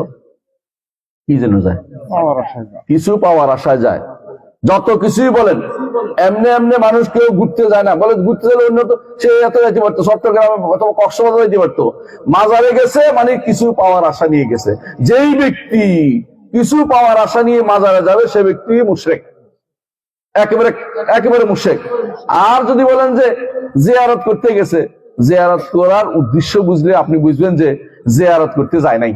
জিয়ারত করতে যায় কারা? জিয়ারত করতে কেন যায় বলেন? জিয়ারতের উদ্দেশ্য হচ্ছে চারটা। এক নম্বর হচ্ছে মৃত ব্যক্তির জন্য দোয়া করা। শাহজালাল আপনার দোয়ার দরকার, এটার জন্য আপনি যান নাই, এখান থেকে দোয়া করে দিতে পারেন। দুই নম্বর হচ্ছে যে সুন্নত কায়েম করা, রসুলের সুন্নতিটা। তিন নম্বর হচ্ছে দুনিয়া বিমুখ হওয়া। চার নম্বর হচ্ছে আখিরাত মুখী হওয়া। এই চারটা কারণে জিয়ারত করা হয়। এটা তো আপনার বাবার কবর জিয়ারত করলেও হয়, হয় না? তাহলে শাহজালালের কবর যেতে হবে কেন আপনার? যারা আজ শাহজালালের কবর গিয়ে সেখান থেকে তাদের কর্মকাণ্ড শুরু করে, তাদের জন্য দুর্ভাগ্য ছাড়া কিছুই নেই। কারণ তারা শিরিক দিয়ে তাদের কর্মকাণ্ড শুরু করছে। দুনিয়ার প্রতিটি মানুষে এখন দেখা যায় কিছু না হলে মাজার জিয়ারতের জন্য যায়। আমরা দেখতে পাই যখন আমরা সিলেট যাই, দেখি যে সকালবেলা লাইন আর লাইন, বাস আর বাস, প্রতি শুক্রবার বা বৃহস্পতিবার দেখবেন যে এত লম্বা লাইন বাসের হয়। কেন? এগুলো সবগুলো শিরিক করতে গেছে, শিরিক করতে গেছে, নাউযুবিল্লাহ। অথচ শিরিক যদি করতে যায় তাহলে জীবন তার সব শেষে হয়ে গেছে, কিছুই বাকি নেই। এই মাজার জিয়ারতের যে সিস্টেম চালু করেছে তারাই শিরিকে করে। আচ্ছা, যারা আজমির যায় কেন যায়? অনেকে আজমির যায়, বাংলাদেশ থেকে আজমির যায়। এই আজমির যারা, তারা শিরিক করতে যায়। যারা অনেকে যায় মেদিনীপুর যায়, ওরাও শিরিক করতে যায়। যারাই এরকম কবর উদ্দেশ্যে বের হয়, কবর উদ্দেশ্যে বের হওয়া জায়েজ নাই, সফর করা জায়েজ নাই। মাজার যে কোনো জিয়ারত, কবর জিয়ারত, যে কোনো কবর, বাপের কবর, মায়ের কবর জিয়ারত করলে জিয়ারত হয়ে যায়, বোনের কবর জিয়ারত, দাদার কবর জিয়ারত করলে জিয়ারত হয়ে যায়, আখিরাত কথা স্মরণ হয়। কিন্তু ওই সমস্ত কবর জিয়ারতের উদ্দেশ্য হচ্ছে কিছু না কিছু পাওয়ার আশা তার আছে, তখনই সে মুশরিক হয়ে যায়। এই জন্য মুহাম্মদ রাসূলুল্লাহ সাল্লাল্লাহু আলাইহি ওয়াসাল্লাম বলেছেন, কুনতু নাহাইতুকুম আন জিয়ারাতিল কুবুর, আমি তোমাদেরকে আগে যে কবর জিয়ারত করতে নিষেধ করেছিলাম, কারণ কবর জিয়ারত করতে গিয়ে শিরিক করে ফেলবে। কারণ আল আন ফাজুরুহা, তবে এখন তোমরা ঈমান শক্ত হয়ে গেছে, এখন তোমরা কবর জিয়ারত করতে পারো। ফা ইন্নাহা তুযাক্কিরুকুমুল আখিরা, এই কবর জিয়ারত তোমাকে আখিরাতের কথা স্মরণ করিয়ে দিবে। মক্কাতে হাজী সাহেবরা আল্লাহর কাছে তাওহীদের ঘোষণা দেয়, লাব্বাইক আল্লাহুম্মা লাব্বাইক, লাব্বাইক লা শারীকা লাক লাব্বাইক, ইন্নাল হামদা ওয়ান নি'মাতা লাক ওয়াল মুলক লা শারীকা লাক। আল্লাহ কোনো শরীক নাই, কোনো শরীক নাই, আপনার কোনো শরীক নাই। আপনার ইবাদতে শরীক করি না, আপনার নামে শরীক করি না, আপনার গুণে শরীক করি না, আপনার রুবুবিয়তে শরীক করি না, আপনার জাতে শরীক করি না, আমরা কোথাও আপনার সাথে শরীক করি না। বলতে বলতে সারাদিন বলছে, একেবারে পরিচ্ছন্ন হয়ে গেছে। কিন্তু যত তালবিয়া পড়বে তত পরিচ্ছন্ন হয়ে যায়। লা ইলাহা ইল্লাল্লাহ পড়তে পরিচ্ছন্ন করছে। মদিনা যাইয়া এখন কি বলে, ইয়া রাসূলুল্লাহ আমার ছেলেটার বিয়ে হচ্ছে না, ইয়া রাসূল আমার মেয়েটার বিয়ে হচ্ছে না। এবার কি হয়েছে? শিরিক করে নিয়ে চলে আসছে বাসায়। এই হচ্ছে অবস্থা। কথা বুঝছেন তো? মানে কিছুক্ষণ যে ভালো আছিল, শয়তান তাকে মদিনায় ঘুরাইয়া তাকে শিরিক করাইয়া দেশে পাঠাই দিছে। কত শয়তান যে কত ফিতনাবাজ, কত সে বুদ্ধি জানে আপনার ঈমানটাকে নষ্ট করার জন্য সে বসে আছে এরকম। এই জন্য পিতা মাতাও যদি কোনো আপনাকে বাধ্য করে তারা তুমি এই কাজটা করবো না, এই শিরিকের ব্যাপারে আপনার কথা শুনবো না, তবে আপনি আর কি আছে বলেন সেটা আপনি শুনবেন। পিতা মাতাকে কখনো তাদের ইচ্ছার বাইরে দুনিয়ার যে কোনো চাওয়াটা, হালাল চাওয়াটা তাদেরকে দিতে থাকবেন। যদি বলে তোমার সম্পদ দাও, দিবেন। মুহাম্মদ রাসূলুল্লাহ সাল্লাল্লাহু আলাইহি ওয়াসাল্লামের কাছে একজন এসে বলতেছেন, ইয়া রাসূলুল্লাহ আমার বাবা আমার সম্পদ নিয়ে যেতে চায়। রাসূলুল্লাহ সাল্লাল্লাহু আলাইহি ওয়াসাল্লাম বললেন, তুমিও তোমার বাবার সম্পদ, তোমার সম্পদও তোমার বাবার সম্পদ। এক কথা বলে দিচ্ছেন, অর্থাৎ তুমি তোমার বাবার সাথে সম্পদ নিয়ে টানাটানি করতে পারবে না। তোমার আপনার সন্তান যদি কোনো বাবা যদি কোনো আপনার সম্পদ নিয়ে তার মেয়েকে দিতে চায়, বাধা দিবেন না। কারণ আপনার বাবা আপনার সম্পদের মধ্যে নিতে পারে, নিয়ে মেয়েদের দিতে পারে। সাধারণত মেয়েরা অভাবী হলে মায়েরা কি করে একটু একটু দিতে চায়, ওদেরকে বাধা দিয়েন না, কারণ এটার মাধ্যমে আপনিও সবের অধিকারী হবেন। তাদের যেখানে সন্তুষ্টি, আল্লাহর সন্তুষ্টি এখানে আছে। রাসূলুল্লাহ সাল্লাল্লাহু আলাইহি ওয়াসাল্লাম বলেছেন, রিদার রব্বি ফি রিদাল ওয়ালিদাইন, পিতামাতার সন্তুষ্টির মধ্যে আল্লাহর সন্তুষ্টি আছে, যতক্ষণ পর্যন্ত শরীয়ত বিরোধী কাজ না হবে। নিজের সম্পদ মনে করেন, পিতামাতাকে বড় সম্পদ মনে করেন। নিজের সম্পদ ভোগ করার জন্য সবচেয়ে বেশি অধিকার হচ্ছে কার? স্ত্রীর। কিন্তু বুঝলেন তো, পরিজনের। পিতামাতাও বৃদ্ধ হলে সন্তানের মতো হয়ে যায়, তারা তখন এই যে সন্তানের মতোই তাদের আপনার উপর আল্লাহ হয়ে যায়। আপনি তাদেরকে কোনোভাবেই তাদেরকে এই তার দেখাশোনা থেকে দূরে থাকতে পারবেন না, সেরকম করে তার দেখাশোনা করবেন। এরপরে লোকমান এরপরে ওসিয়ত কি করেছে আপনারা শুনি, কি বলছেন? হামালাতু উম্মুহু ওয়াহনান আলা ওয়াহনিন ওয়া ফিসালু ফি আমাইনি আনিশকুর লি ওয়া লিওয়ালিদাইকা ইলাইয়াল মাসির। মা তাকে, দুইজনের কথা ভালো ব্যবহার করতে বলছেন, মায়ের কথা আলাদা উল্লেখ করেছেন, কারণ মা তাকে 2 বছর কষ্টের আমাইন 2 বছর তাকে পেটে ধারণ এবং দুধ পান, আমরা এটা বলি। পেটে ধারণ কয় মাস? 6 মাস। আর 2 বছর কি করে? দুধ পান করায়। এই 2.5 বছর কমপক্ষে 6 মাস, হামলু ও ফিসালু সালাসুনা শাহরান। আর কেন আল্লাহ বলছে কমপক্ষে 30 মাসের কঠিন কষ্ট মা কিন্তু বহন করে। যখন পেটে বাচ্চা আসে, মা শুইতে পারে না, এদিকে শুইলে ব্যথা পাবে, মরে যায় কিনা, এদিকে ফুলে মরে যায় কিনা, এদিকে ফুলে অসুবিধা হয় কিনা, এই কষ্ট আর কেউ সহ্য করবে না। এটা আপনি বুঝতে পারবেন না, কোনোভাবেই বুঝতে পারবেন, কারণ আপনি পুরুষ মানুষ। মেয়েরা বুঝতে পারে, মেয়েরা যখন মা হয় তখন বুঝতে পারে তার মা তাকে নিয়ে কি কষ্ট করেছে। ঠিক বাবা হওয়ার আগ পর্যন্ত বাবার কষ্ট আপনি বুঝতে পারবেন না। বাবার কষ্ট কিরকম? বাবার কষ্ট কেউ দেখে না, বাবা দেখাতে চায় না, বাবা লজ্জা পায়। এই জন্য বাবা তাকে চিন্তা করে, ছেলেটা অগ্রিম চিন্তা করে, আমার ছেলে ভর্তি হবে মাদ্রাসায়, আমার ছেলে ওখানে ভর্তি হবে, টাকাটা লাগবে, আগে টাকাটা জোগাড় করে রাখি। সেই সময় হঠাৎ করে চিল্লাচিল্লি করবে, কান্নাকাটি করবে, আগে থেকে সবকিছু রেডি রাখে। মা এটা করে না, মা আগে খাবারের ব্যবস্থা করে, আসলে খবর নেয়, বাতাস করে। কিন্তু বাবা চিন্তা করে যে অগ্রিম চিন্তা করে, যত বেশি অগ্রিম চিন্তা করে তত বেশি হচ্ছে বাবা করে। মা অগ্রিম চিন্তা করতে, মা তাৎক্ষণিক চিন্তা করে। দুইটার মধ্যে এই জন্য আল্লাহ তাআলা বলছেন যে উভয়ের প্রতি তোমার দায়িত্ব রয়েছে, উভয়ের প্রতি তুমি ভালো ব্যবহার করবে। এই ভালো ব্যবহারের কাজটা খুবই গুরুত্বপূর্ণ। একজন আমাদের বলছিলেন মা কোথায় নেয়, মা দেখবেন যে আপনাকে তার ইয়াতে নিছে, হ্যাঁ কোথায় নিছে? বুকের পাশে ধরে রাখে, তাই না? কি বলে এটাকে? কোলে নিছে। বাবা কোথায় নেয়? কাঁধে নেয়। বুঝছেন কথাটা? কারণ কি? বলছে মা চায় সে যদুর দেখে দুধ দেখাইতে, বাবা চায় তার থেকেও বেশি তোমাকে দেখাতে। কোনদিন মনে রাখবেন, বাবারা মনে করে আমি যদ্দূর গেছি আমার সন্তান আর বেশি যাবে। পৃথিবীতে কেউ আপনার সন্তানের জন্য এত দরদি সাজে না, কিন্তু বাবা চায় আমি যতটুকু গেছি আমার থেকে বেশি যেন আমার সন্তান হয়, আমি যতটুকু গেছি আমার সন্তান যেন আরো বেশি যায়, এটা তারা পছন্দ করে। এই জন্য বাবা সবসময় অগ্রিম আপনার জন্য কষ্ট করে। এটা আপনি বুঝতে পারবেন না যতক্ষণ না বাপ হয়েছেন।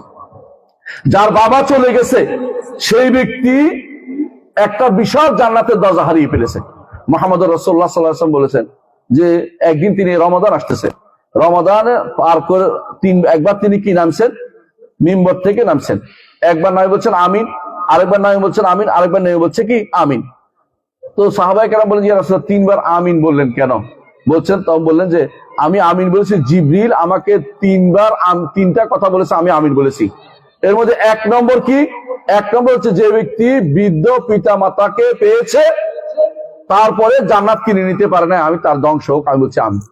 কারণ পিতা মাতাকে পাওয়ার পরে জান্নাত সে পাবে, কারণ পিতা মাতার খেদমত করে জান্নাত নেওয়ার সুযোগ হয়েছে। মুহাম্মদ রাসূলুল্লাহ সাল্লাল্লাহু আলাইহি ওয়াসাল্লামের সময় এক তাবেঈ আসতে পারে নাই, রাসূল তার কথা উল্লেখ করেছেন। কোথায়? তার নাম ছিল কারনী, ওয়াইস আল কারনী। ওয়াইস আল কারনীর কথা রাসূল উল্লেখ করেছেন।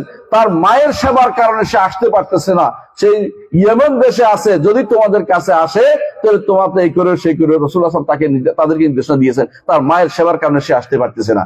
এই হচ্ছে মায়ের সেবার নমুনা তিনি দেখিয়ে দিয়েছেন। সুতরাং মায়ের বা বাবার খেদমত করে কেউ কোনোদিন কমপ্লিট করতে পারবে না। বরং মনে রাখতে হবে যে পিতা মাতার প্রতি আপনার সদ্ব্যবহারের সর্বোচ্চটা আপনি দেখাতে হবে, যত রকমের সদ্ব্যবহার হতে পারে। সেটা কিরকম? আব্দুল্লাহ ইবনে ওমর রাদিয়াল্লাহু আনহু দেখছেন একদিন এক লোকে ইয়েমেন থেকে তার মাকে কাঁধে করে নিয়ে আসছে। কোথায়? বৃদ্ধ বয়সে।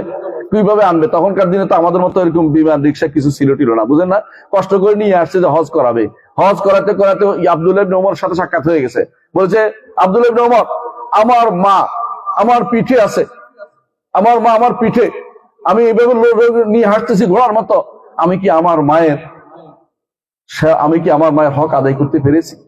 আব্দুল্লাহ ইবনে ওমর বললেন, ওয়ালা জাফরাতা মিন জাফরাতিহা, তুমি তার একটা দীর্ঘশ্বাস আদায় করতে পারো নাই। আল্লাহু আকবার, একটা দীর্ঘশ্বাস আদায় করতে পারে নাই। এই কথা বলার পরে সে আবার কাঁধে নিয়ে রওনা হয়ে গেছে, বলতেছে, আনা লাহা বাঈরাহাল মুদাল্লাল, আমি তার উঠ হয়ে যাবো। এটা আবার রওনা হয়ে গেছে আরাফার মাঠের দিকে, যে তার জন্য আমি খেদমত করে যাব, কারণ এই হক আদায় করতে আমি পারবো না। আপনি বলছেন, ঠিকই বলেছেন, আমি তাকে নিয়ে হজ করে যাব, কাঁধে নিয়ে হজ করে যাব। মানে তখনকার সময় এত ভালো ব্যবস্থাপনা ছিল না, আপনি জানেন। এইভাবে তিনি হজ করে নিয়েছেন। অর্থাৎ পিতা মাতার হক কোনোদিন সন্তান আদায় করতে পারবে না। পিতা মাতা দয়া করে যদি কিছু তাদেরকে ক্ষমা করে দেয় ভালো, কোনোদিনই পিতা মাতার প্রতি আপনার কোনো দাবি যেন না থাকে। পিতা মাতাকে দাবি করে কিছু নিবেন না। সন্তানকে যদি সম্পদ দেয়, দিল, না দিলে আপনি বলবেন না কেন দেয় না, এটা বলতে পারবেন না। কারণ পিতা মাতা তার হক তার রয়ে গেছে। আপনার সন্তান, আপনার সম্পদ, আপনি শুধুমাত্র রোজগার করে খাবেন। আমাদের দেশের মেয়েরা, সন্তানরা, বাবারা বেশিরভাগ সন্তানকে বেশি দয়া করে, এই জন্য সন্তানরা বেশি কাছে উঠে যায়। দেখবো যে বাবারে খারাপ কথা বলে, কেন দিল না, কেন এটা করলো, বাবা দিতে চায় না, অমুকে দিয়ে দিতে, এই করে সেই করে, নিজে খরচ করে আমাকে দেয় না, এগুলি বলা জায়েজ নাই। কারণ ছোট থাকতে, অপ্রাপ্ত বয়স্ক থাকতে বাবা দিতে বাধ্য, কিন্তু প্রাপ্তবয়স্ক হয়ে গেলে বাবা দিতে বাধ্য না। কিন্তু বাবারা বেশি ভালোবাসে বলেই, মহব্বত করে বলেই সবকিছু আপনাকে দিয়ে থাকে। এই জন্য মনে রাখবেন, হামলু ওয়া ফিসালু সালাসুনা শাহরান, মা 30 মাস আপনাকে নিয়ে কষ্ট করে। শুধু 30 মাস নয়, এখন 30 মাস হচ্ছে এমন জিনিস যে সময় আপনার কিছু করণীয় ছিল না। 30 মাসের পরেও কিন্তু মায়ের দরদ বেশি থাকে সব সময় সন্তানের প্রতি। যতক্ষণ পর্যন্ত না বাড়ি না আসছে, মা ঘুমায় না, যে কখন আসবে। হাঁটতে থাকে, বাইরে হাঁটতে থাকে, সন্তান দেখলে রাগ করবে, সন্তানের আওয়াজ শুনে দৌড়ে দেয়া শোয়ার ভান করে, যে দৌড়ে রাগ করবে। এই জন্য কেন? ভালোবাসা এটা। এই ভালোবাসা আপনি কাউকে, নিরেট ভালোবাসা কারোর মধ্যে পাবেন না। এই জন্য লোকমান বলছেন, আল্লাহর ইবাদতের পরে যদি তোমার সবচেয়ে বেশি কারো প্রতি তোমার অধিকার থাকে মানুষের মধ্যে, দুনিয়ার মানুষের মধ্যে, পিতা মাতার প্রতি তোমার ভালোবাসা, পিতা মাতার প্রতি সবচেয়ে উত্তম তো ব্যবহার তোমাকে করতে হবে। তারপর বলেছেন, ওয়াত্তাবে সাবিলা মান আনাবা ইলাইয়া, আর তাদের অনুসরণ করব যারা আমার পথে চলে। কারা আল্লাহর পথে চলে? কারা আল্লাহর পথে চলে? নবীরা। আর কারা চলে? সাহাবায়ে কেরাম। আর কারা চলে? সালফে সালেহিন। ওদের পথে চলতে হবে আপনাকে। এটা হচ্ছে এটার ব্যাখ্যা। দুর্ভাগ্যবশত এই আয়াত দিয়ে দলিল দিচ্ছে সুফিরা, পীরেরা, যে আমরা আল্লাহর পথে চলি, আমাদের অনুসরণ করে চলো। নাউজুবিল্লাহ। অথচ ওয়াত্তাবে সাবিলা মান আনাবা ইলাইয়া, এবং যে আল্লাহর পথের দিকে যায় তাদের অনুসরণ করতে বলেছে। আল্লাহর পথে গেছে কারা? নবিয়্যিন, সিদ্দিকিন, শুহাদা, সালেহিন। এই 4 শ্রেণী আল্লাহর পথের প্রতীক। এই পথের অনুসরণ করতে আপনাদেরকে বলেছে। তারপর বলেছে আল্লাহ তাআলা, তুম্মা ইলাইয়া মারজিউকুম, আমার কাছে তোমাকে ফিরে আসতে হবে। ফাউনাব্বিউকুম বিমা কুনতুম তা'মালুন, তোমরা যা করতে তা তোমাদেরকে জানাবো। এরপর বলেছেন, ইয়া বুনাইয়া ইন্নাহা ইন তাকু মিসকালা হাববাতিন মিন খারদালিন ফাতাকুন ফি সাখরাতিন আও ফিস সামাওয়াতি আও ফিল আরদি ইয়াতি বিহাল্লাহ ইন্নাল্লাহা লাতীফুন খাবীর। প্রিয় বৎস, জগতের যেখানে কোনো কিছু হোক না কেন, একটা রাই পরিমাণ জিনিসও যদি কোনো মিসকাল হাববাতিন মিন খারদাল, খারদাল মানে রাই, রাই বুঝেন? সরিষা পরিমাণ জিনিসও যদি কোনো আমল করে থাকো, তুমি ভয় পেও না যে তোমার আমল চলে যাবে। এই ভয়ের কোনো কারণ নাই। আল্লাহ এটার হেফাজত করবেন। আল্লাহ এটা হেফাজত করবেন। ইয়াতি বিহাল্লাহ, হাসরের মাঠে এটা উপস্থিত করবেন। ভালো হলে ভালো, আর খারাপ হলে খারাপ নিয়ে আসবেন। ফামান ইয়ামাল মিসকালা যাররাতিন খায়রান ইয়ারা ওয়া মান ইয়ামাল মিসকালা যাররাতিন শাররান ইয়ারা।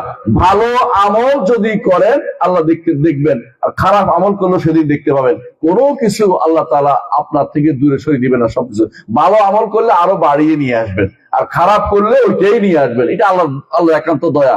খারাপটাকে বাড়ান না, কিন্তু ভালোটাকে বাড়িয়ে দেন। রাসূলুল্লাহ সাল্লাল্লাহু আলাইহি ওয়াসাল্লাম বলেছেন, হাসরের মাঠে কোনো ব্যক্তি দেখবে তার আমল এত বেড়ে গেছে, এত আমল করে নাই, সেটা দেখে সে খুশি হবে যে বিশাল বিশাল আমল হয়ে গেছে। কারণ আল্লাহ তাআলা হাতে দিলে এটা আল্লাহ তাআলা বাড়িয়ে দেন, এমনকি উপত্যকা পূর্ণ করে দেন। উপত্যকা মানে দুই পাহাড়ের মাঝখানের বিশাল এলাকা পূর্ণ করে দেন আল্লাহ তাআলা। যেমন দুনিয়ার তিনি উদাহরণ দিয়েছেন রাসূলুল্লাহ সাল্লাল্লাহু আলাইহি ওয়াসাল্লাম, যেন একজনে একটা উট পালছে, উটের বাচ্চা হইতে হইতে হইতে হইতে কি হয়, উপত্যকা ভর্তি হয়ে যায়। আল্লাহর কাছে আপনি কিছু দিলে আপনি সেটা দেখবেন যে আরো বড় হয়ে গেছে। আপনি আল্লাহর কাছে যদি একটা কাজ করেন, আল্লাহ এটাকে আরো বড় করে দেয়। দান করেছেন, এটাকে আরো বড় করে দেয়। আল্লাহর হাতে যেটা দিবেন এটা কোনোদিন কি হবে না, ধ্বংস হবে না। আবার গুনাহ যেটা করবেন এটাও সেদিন আসবে হাসরের মাঠে। সেদিন দেখে কি বলবেন, মা লিহাযাল কিতাবে লা ইউগাদিরু সগীরাতান ওয়ালা কাবীরাতান ইল্লা আহসাহা।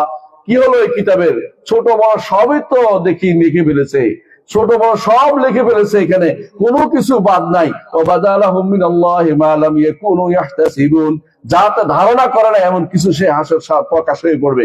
গোপন অনেক গুনাহ করি না আমরা, গোপন গুনাহ, এই গোপন গুনাহগুলোকে সেদিন আল্লাহ তাআলা প্রকাশ করে দিবে, যদি কোনো বান্দা তওবা করে না যায়। আর তওবা করলে আল্লাহ তাআলা সেগুলিকে ক্ষমা করে দিবেন এবং মিটিয়ে দিবেন, দ্বিতীয়বার আর সেটা নিয়ে জিজ্ঞাসা করবেন না। আল্লাহু আকবার। আল্লাহর বড় রহমত ইমানদারের প্রতি। ইমান থাকলে আপনার সব আছে। ইমান নিয়ে কবরে গেছেন, একটু খেয়াল করেন কতগুলি কারণে আপনি ক্ষমা পাবেন। ইমান আছে, শিরিক করেন নাই, কুফরি করেন নাই, আপনাকে আল্লাহ বিভিন্ন ভাবে ক্ষমা করবেন। একজন মানুষ যদি কোনো পকেটে কিছু খুঁজে পাচ্ছে না, এটার জন্য আল্লাহ ক্ষমা করবে। কষ্ট পাচ্ছে না, ইমানদার কষ্ট পাইলে আল্লাহ ক্ষমা করে দেয়। ইমানদারের ব্যথা পাইছে কোন একটা কারণে, এটার জন্য আল্লাহ ক্ষমা করে দেয়। ইমানদারে আল্লাহর কাছে তওবা ইস্তেগফার করছে, এটার জন্য ক্ষমা করে দেয়। কত হয়েছে? 4টা বলছি। ব্যথা বেদনা পাইলো, অসুখ হইলেও ক্ষমা করে দেয়।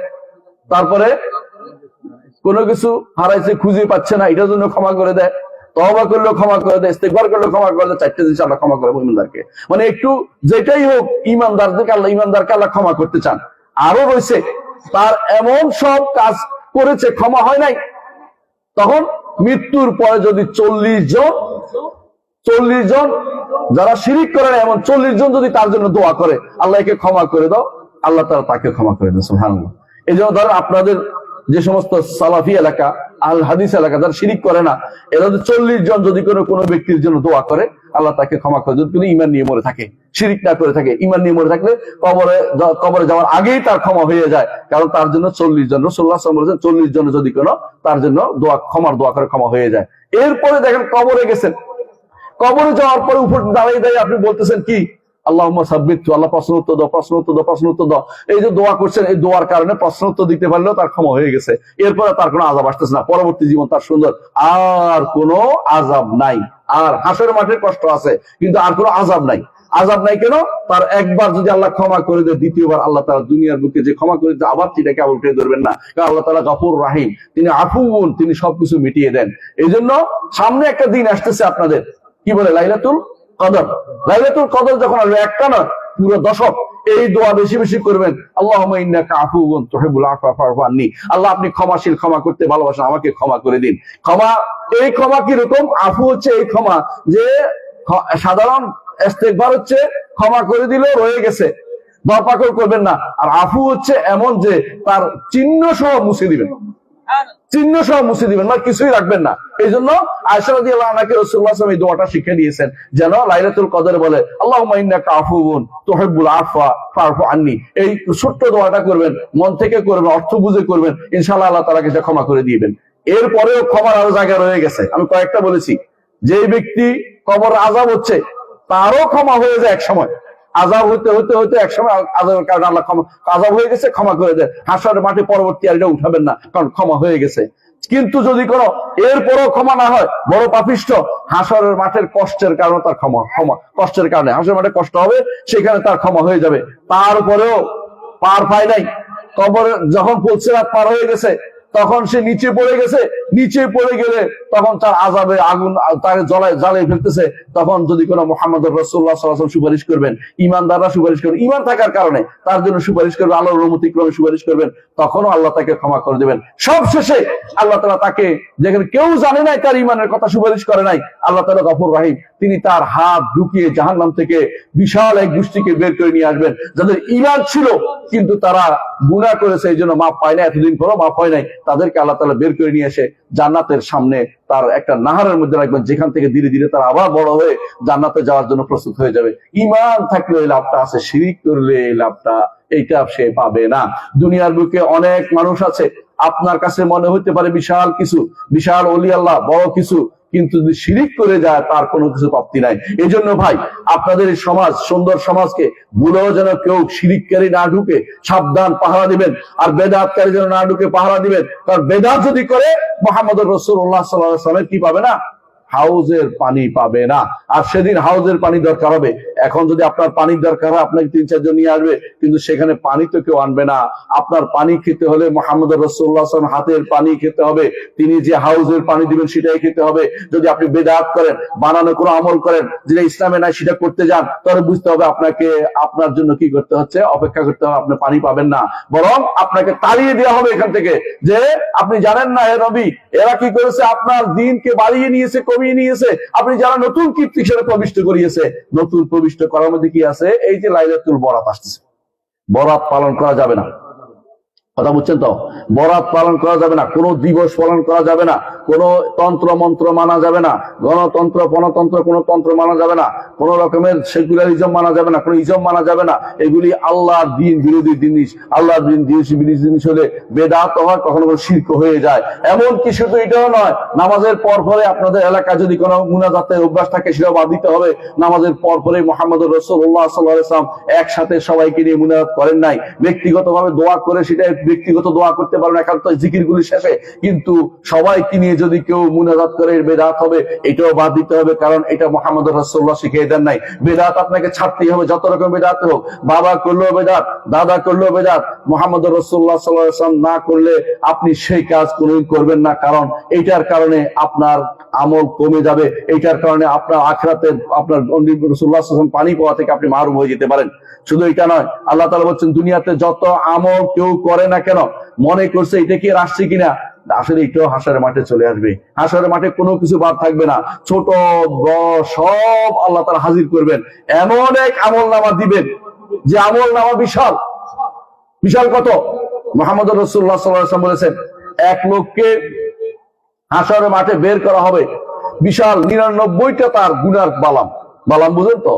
বালাম গ্রন্থ মানে আমল নামার 99টা। তার বিপরীতে জিজ্ঞাসা করে, তোমার কি নেক আমল আছে? বলছে নাই। বলে না, তোমার একটা নেক আমল আছে। সেটা কি? লা ইলাহা ইল্লাল্লাহ। অর্থাৎ তুমি তাওহীদের কালেমা রাখছিলা, শিরিক করো নাই। গুনাহ করেছো কিন্তু শিরিক করো নাই। সুতরাং তোমার এইটাকে আমি আজকে মাপবো।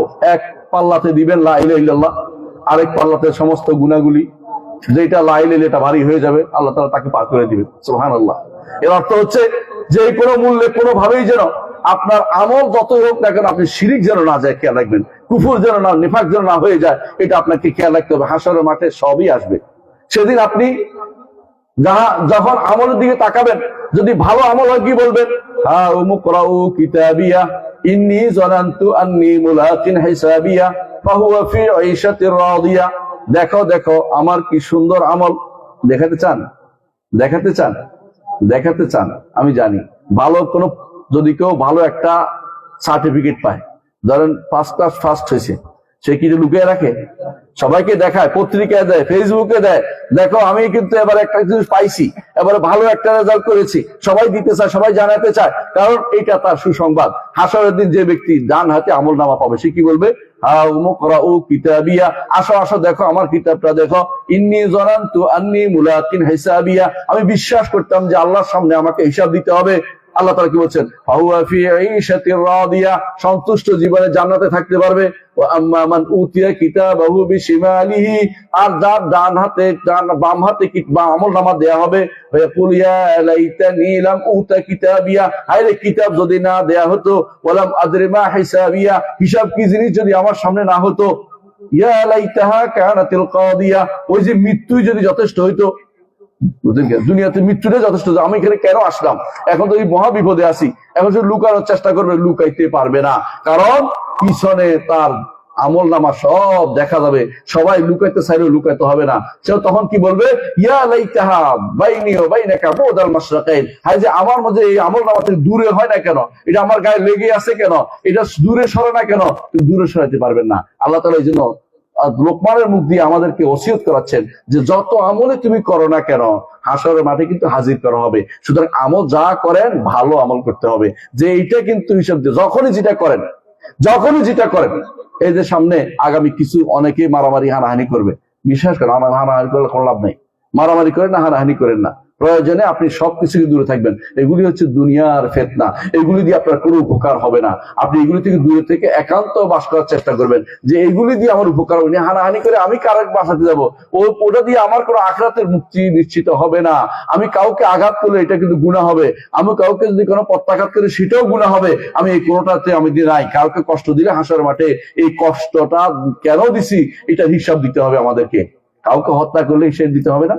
মুহাম্মদ রাসূলুল্লাহ সাল্লাল্লাহু আলাইহি ওয়াসাল্লাম বলেছেন, কেউ যদি কাউকে হত্যা করে হাসর মাঠে কি নিয়ে আসবে? হাসর মাঠে সে মাথাটা নিয়ে হাজির হবে। ইয়া রাব্বি লিমা কাতালানি, হে রব সাল হাযা লিমা কাতালানি, একে জিজ্ঞাসা কেন আমাকে হত্যা করেছে? সেদিন কোনো প্রশ্ন উত্তর দিতে পারবে না। দুনিয়া আখিরাতে মানুষের হকের মধ্যে প্রথম হিসাব হবে রক্তের, আর আল্লাহর হকের মধ্যে প্রথম হিসাব হবে কিসের? সালাতের। সালাতের।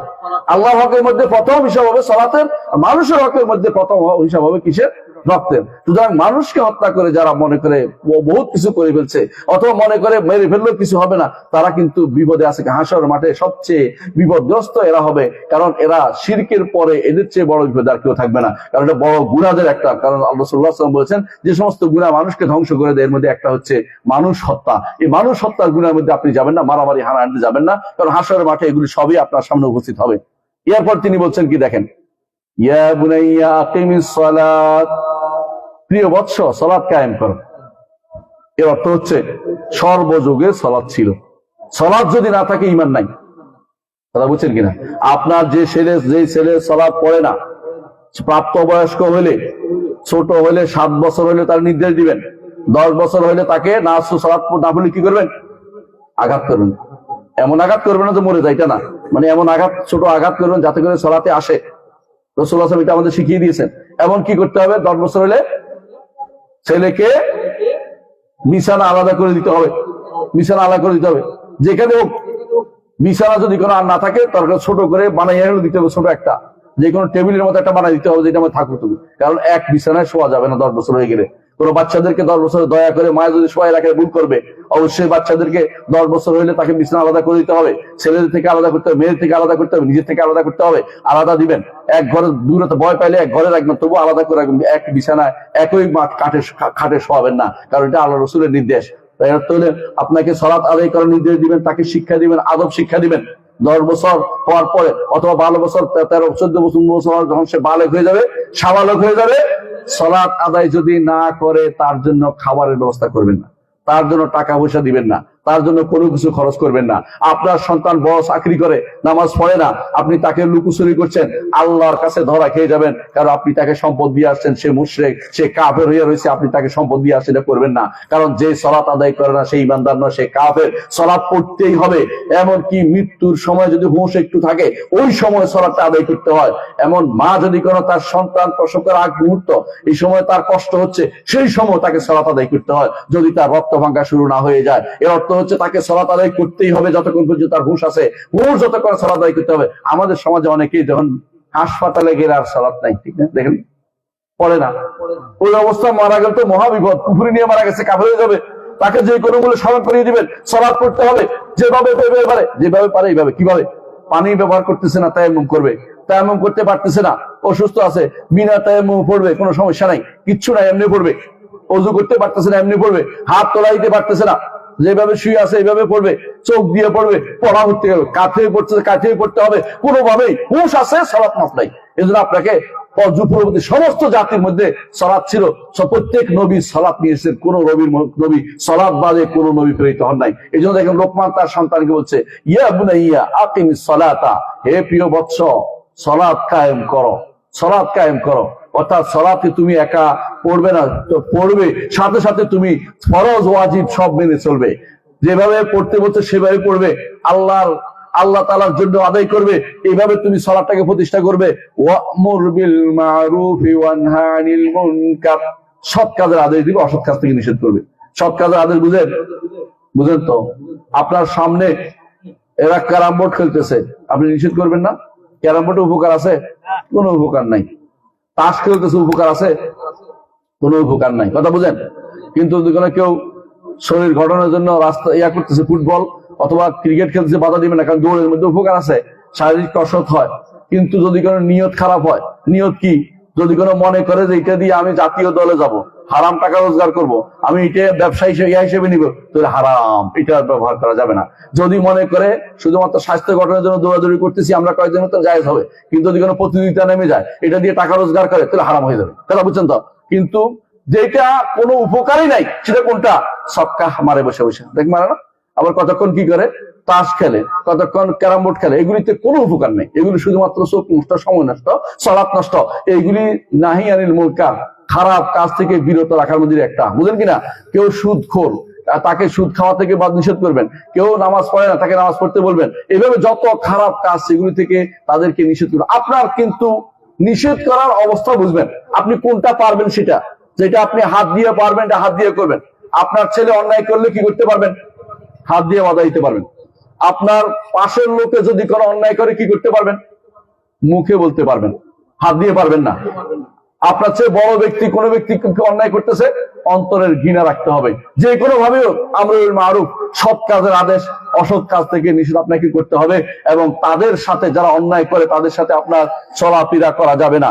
ওয়াসবির আলা মা আসাবাক, এরা যদি কোনো খারাপ কাজের করতে আপনি বাধা দিচ্ছেন, কোনো আপনাকে কঠিন ভাবে তিরস্কার করছে, কষ্ট দিচ্ছে, তখন আপনাকে সবর করতে হবে। তা উল্টা পাল্টা কিছু করে তখন হামলা মামলা করা যাবে না। করা বুঝছেন কিনা? মানে আপনি সবর করবেন, আপনি বলার কথা বলছেন, বলা বলছেন, নবীদের দায়িত্ব পৌঁছে দেয়, আপনিও পৌঁছে দেন যে এটা হারাম, এইটা করা যাবে না, এই কাজটা করা যাবে না।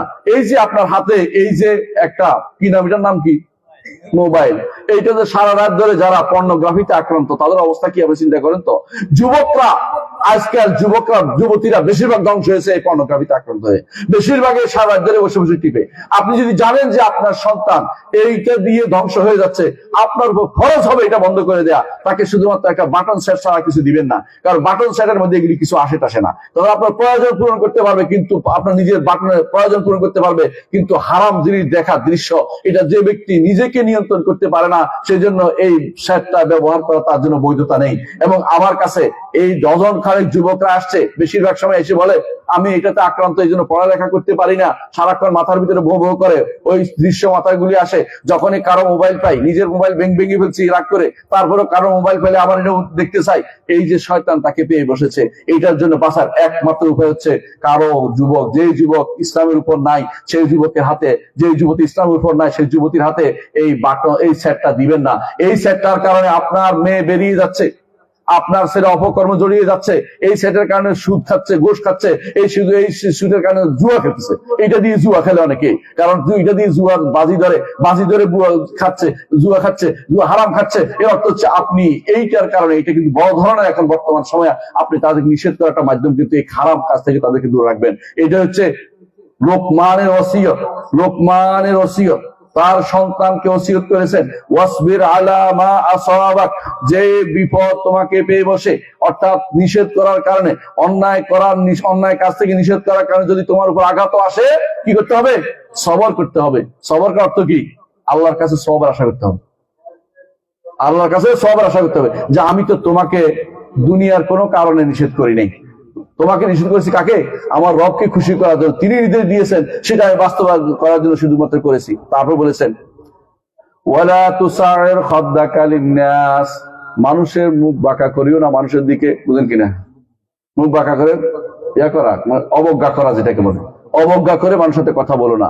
ওয়ালা তামশি ফিল আরদি মারহা, জমিনের বুকে অহংকার করে চলাফেরা করো না, কারণ তুমি যে কোনো সময়, তুমি কিছুই না, যে কোনো সময় মরে যেতে পারো। তুমি যদি কেউ অহংকার করো, তোমার সাজে না, তোমার পেটের ভিতরে ময়লা ভর্তি। দুনিয়াতে যখন আসছো, দুনিয়াতে আসার শুরুটা হয়েছে তোমার ময়লা, শেষও তোমার আবার ময়লা, মাঝখানে তুমি লাফালাফি করছো পেটে ময়লা নিয়ে। তুমি এত অহংকারের কি আছে তোমার? বলে তামশি ফিল আরদি মারহা, তুমি জমিনের বুকে অহংকার করে চলো না, কারণ ইন্নাল্লাহা লা ইউহিব্বু কুল্লা মুখতালিন ফাখুর, আল্লাহ তাআলা কোনো অহংকারকারীকে ভালোবাসেন না। ওয়াকসিদ ফি মাশিকা, তোমার চলাফেরা মধ্যপন্থা যেন হয়। মধ্যপন্থা বুঝেন কিনা? একবার কেউ দেখতে দেখতে আপনারা দেখবেন যে একবার রাস্তার নিচে নামে গেছে, ওইটাও শরীয়ত বলে নাই। আর কেউ আছে আপনাকে দেখলে ঠেলে ফেলাই দিচ্ছে, রাস্তা জায়গা দিচ্ছে না, এটাও যেন না হয়। ওয়াকসিদ ফি মাশিকা ওয়াগদুদ মিন সাউতিকা, কথা যখন বলবেন মধ্যমানের বলবেন, খুব বেশি চিল্লা চিল্লা করবেন না, আর খুব এমন আস্তে বলবেন না যে কেউ শুনতে পায় না, সেটাও না, বরং শোনার মতো শোনাবেন। খারাপ কথা বলবেন না, কথা যেন সুন্দর হয়, চারিত্রিক ভাবে আপনার জন্য পরিচ্ছন্ন আপনার জন্য আসে, সুন্দর কথা আপনি বলবেন। ইন্না আনকারাল আসওয়াতি লা সাউতুল হামির, যারা গাধার মতো চিৎকার করে, গাধা শুধুমাত্র ঘেউ ঘেউ করে, ঘেউ ঘেউ করে, গাধার মতো যেন শব্দ না হয়। দুনিয়ার মানুষ, অনেক মানুষকে আপনি কিনতে পারবেন সুন্দর বক্তব্য দিয়ে, জানেন তো এটা? সুন্দর বক্তব্য দিয়ে মানুষকে কিনা যায়, আবার অসুন্দর বক্তব্য দিয়ে ভালো কথা বললেও মানুষ রাগ করে। মানে আপনি একটা ভালো কথা বলবেন তো সুন্দর করে বুঝাই বলেন, দেখবেন যে কাজে লাগবে। আর যখন আপনি একটা ভালো কথা যদি কোনো আপনি জোর করে টাইপ করে কথা বলেন, এমন ভাবে বলেন যে সে এটা শোনার জন্য অভ্যস্ত না, তখন তো আপনার বিরুদ্ধে রেখে নেমে যাবে। এই জন্য সুন্দর করে কথা বলাটা দাওয়াতের ক্ষেত্রে একটা বড় মাধ্যম। দাওয়াতে আল্লাহর বান্দাদেরকে তো দিনের দিকে দাওয়াত দিবেন, অবশ্যই সুন্দর করে আপনি দাওয়াতের ব্যবস্থা করবেন। সুতরাং দুনিয়ার বুকে কিভাবে চলবেন, একটা সন্তান কিভাবে দুনিয়াতে চলবে, আমরা দেখতে পাই লোকমান তার সন্তানকে সেই প্রত্যেকটা জিনিস ওসিয়ত দিয়েছে। আপনি দেখেন সে আল্লাহর সাথে কি ব্যবহার করে বলেছে, পিতা মাতার সাথে কি ব্যবহার করে বলেছে, বন্ধু বান্ধবের সাথে কিভাবে চলবে বলেছে, দুনিয়াতে চলাফেরা করবে কিভাবে সেটা বলেছে, এবং আমল কিভাবে করবে সেটা বলে দিয়েছেন। অর্থাৎ তার চলাফেরা জীবনের যে কোনো কাজ সে আর কোনো ইয়ে হবে না, কোনোদিন সে যে কোনো কাজ এমন ভাবে তাকে জানিয়েছে যে কোনোদিন সে আর হতাশায় ভুগবে না। সে চিন্তা করবে আমাকে দিক নির্দেশনা আমার বাবা দিয়ে যান না, সেটা নয়। লোকমানের ওসিয়তটা আপনি আপনার সন্তানকে দিবেন, সন্তানকে বলছেন যেন শোনে, সে যেন এগুলি বুঝে, তাহলে কিন্তু আপনার পরিবার দেখবেন যে সুন্দর পরিবার দাঁড়িয়েছে। একটা মা তার সন্তানকে সেগুলি শোনাবে, পিতা তার সন্তানকে এই ওসিয়তগুলি শোনাবে, ইনশাআল্লাহ আপনাদের সমাজ অত্যন্ত সুন্দর হয়ে যাবে। আল্লাহ আমাদের বুঝার তৌফিক দান করুন। সুবহানাকাল্লাহু ওয়া বিহামদিকা আশহাদু আল্লা ইলাহা ইল্লা আনতা আস্তাগফিরুকা ওয়া আতুবু ইলাইক। আসসালামু আলাইকুম ওয়া রাহমাতুল্লাহি ওয়া বারাকাতুহু।